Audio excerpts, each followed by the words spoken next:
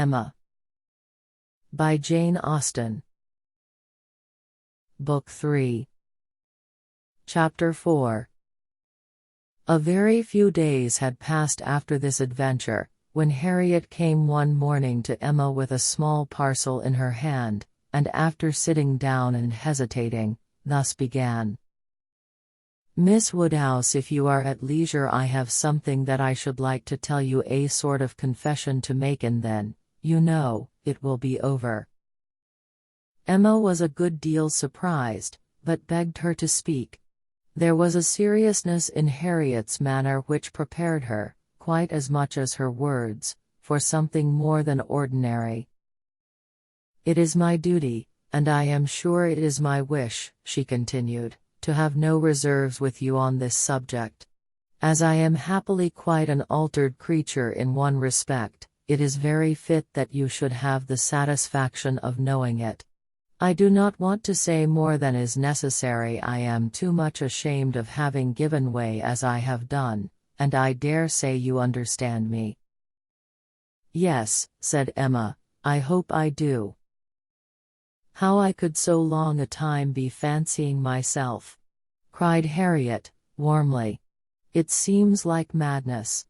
I can see nothing at all extraordinary in him now. I do not care whether I meet him or not, except that of the two I had rather not see him, and indeed I would go any distance round to avoid him, but I do not envy his wife in the least. I neither admire her nor envy her, as I have done. She is very charming, I dare say, and all that, but I think her very ill-tempered and disagreeable. I shall never forget her look the other night. However, I assure you, Miss Woodhouse, I wish her no evil. No, let them be ever so happy together, it will not give me another moment's pang, and to convince you that I have been speaking truth, I am now going to destroy what I ought to have destroyed long ago, what I ought never to have kept. I know that very well, blushing as she spoke. However, now I will destroy it all, and it is my particular wish to do it in your presence, that you may see how rational I am grown. Cannot you guess what this parcel holds? Said she, with a conscious look. Not the least in the world. Did he ever give you anything? No, I cannot call them gifts, but they are things that I have valued very much. She held the parcel towards her, and Emma read the words "most precious treasures" on the top. Her curiosity was greatly excited. Harriet unfolded the parcel, and she looked on with impatience. Within abundance of silver paper was a pretty little Tunbridge-ware box, which Harriet opened. It was well lined with the softest cotton, but, excepting the cotton, Emma saw only a small piece of court plaister. Now, said Harriet, you must recollect. No, indeed I do not. Dear me. I should not have thought it possible you could forget what passed in this very room about court plaister, one of the very last times we ever met in it. It was but a very few days before I had my sore throat, just before Mr. and Mrs. John Knightley came, I think the very evening. Do not you remember his cutting his finger with your new penknife, and your recommending court plaister?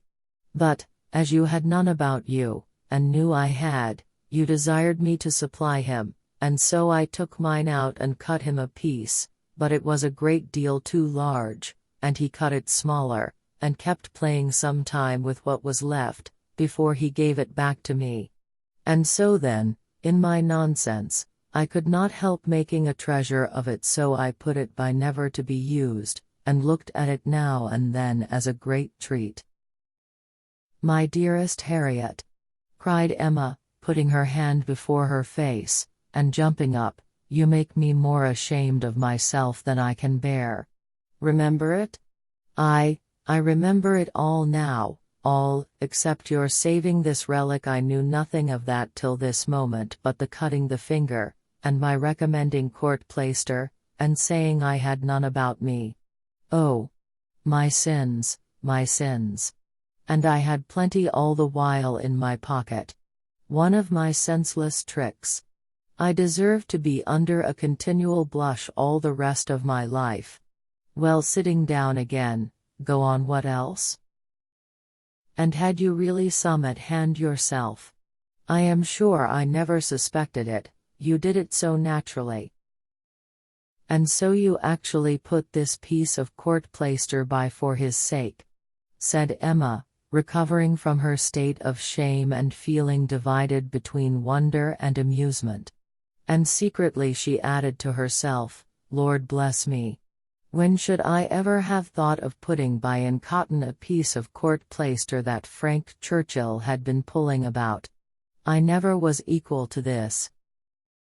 Here, resumed Harriet, turning to her box again, here is something still more valuable, I mean that has been more valuable, because this is what did really once belong to him, which the court plaister never did. Emma was quite eager to see this superior treasure. It was the end of an old pencil, the part without any lead. This was really his, said Harriet. Do not you remember one morning? No, I dare say you do not. But one morning, I forget exactly the day, but perhaps it was the Tuesday or Wednesday before that evening, he wanted to make a memorandum in his pocketbook. It was about spruce beer. Mr. Knightley had been telling him something about brewing spruce beer, and he wanted to put it down, but when he took out his pencil, there was so little lead that he soon cut it all away, and it would not do, so you lent him another, and this was left upon the table as good for nothing. But I kept my eye on it, and, as soon as I dared, caught it up, and never parted with it again from that moment. I do remember it, cried Emma, I perfectly remember it. Talking about spruce beer. Oh.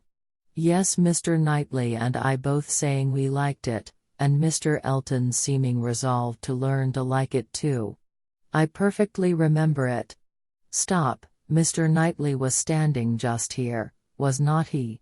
I have an idea he was standing just here. Ah. I do not know.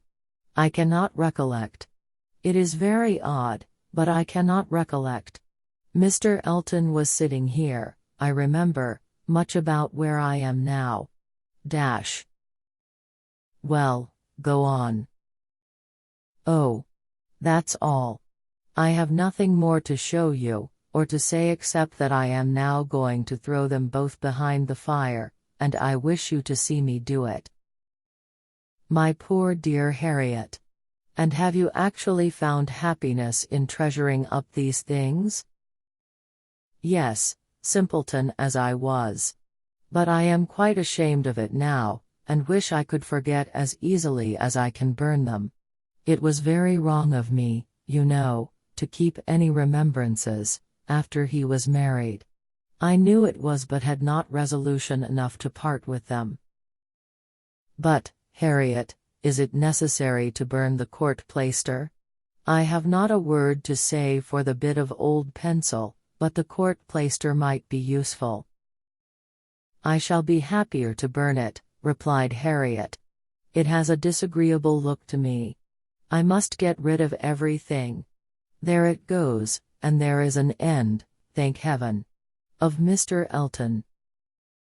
And when, thought Emma, will there be a beginning of Mr. Churchill? She had soon afterwards reason to believe that the beginning was already made, and could not but hope that the gypsy, though she had told no fortune, might be proved to have made Harriet's. About a fortnight after the alarm, they came to a sufficient explanation, and quite undesignedly. Emma was not thinking of it at the moment, which made the information she received more valuable. She merely said, in the course of some trivial chat, well, Harriet, whenever you marry I would advise you to do so, and thought no more of it, till after a minute's silence she heard Harriet say in a very serious tone, I shall never marry. Emma then looked up, and immediately saw how it was, and after a moment's debate, as to whether it should pass unnoticed or not, replied, Never marry. This is a new resolution. It is one that I shall never change, however. After another short hesitation, I hope it does not proceed from I hope it is not in compliment to Mr. Elton. Mr. Elton indeed! Cried Harriet indignantly. Oh! No, and Emma could just catch the words, so superior to Mr. Elton. She then took a longer time for consideration. Should she proceed no farther? Should she let it pass, and seem to suspect nothing? Perhaps Harriet might think her cold or angry if she did, or perhaps if she were totally silent, it might only drive Harriet into asking her to hear too much, and against anything like such an unreserve as had been, such an open and frequent discussion of hopes and chances, she was perfectly resolved.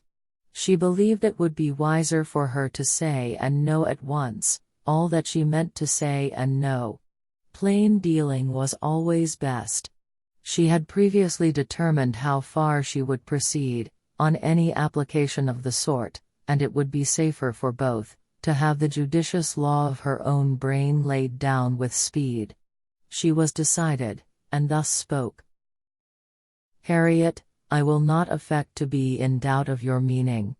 Your resolution, or rather your expectation of never marrying, results from an idea that the person whom you might prefer, would be too greatly your superior in situation to think of you. Is not it so? Oh! Miss Woodhouse, believe me, I have not the presumption to suppose, indeed I am not so mad.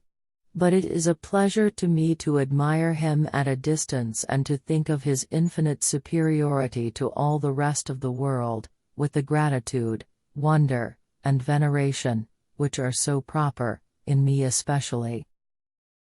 I am not at all surprised at you, Harriet.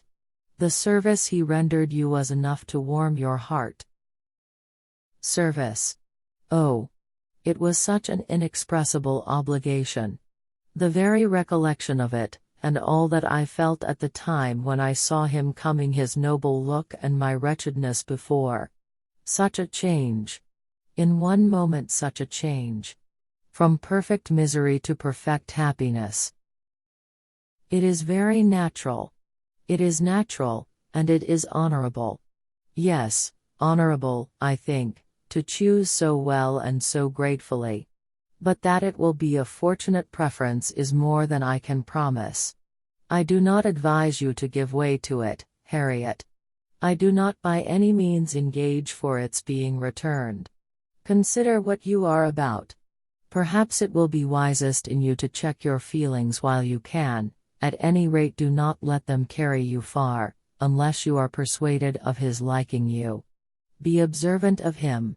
Let his behavior be the guide of your sensations.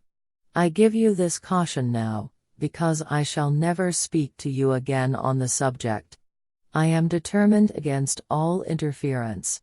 Henceforward I know nothing of the matter.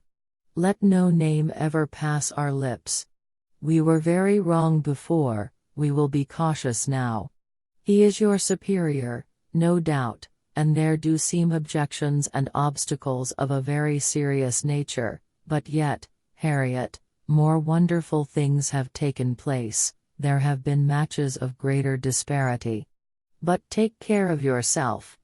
I would not have you too sanguine, though, however it may end, be assured your raising your thoughts to him is a mark of good taste which I shall always know how to value. Harriet kissed her hand in silent and submissive gratitude. Emma was very decided in thinking such an attachment no bad thing for her friend.